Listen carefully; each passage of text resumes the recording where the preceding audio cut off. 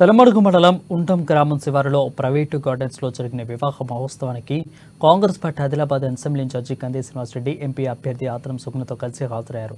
నూతన వధువరులు నరేందర్ రెడ్డి దివ్య జంటను అక్షింతలు వేసి నిండు మనసుతో ఆస్వాదించారు. నిండు నీరెలు చల్లగా ఉండాలని ఆకాంక్షించారు. కొత్త జంటకు కంది సీనన్న పెళ్లి కనుకను బహుకరించారు. వారి కుటుంబ సభ్యులు బంధుమిత్రులు సేవరాజులను ఆప్యాయంగా పలకరించారు.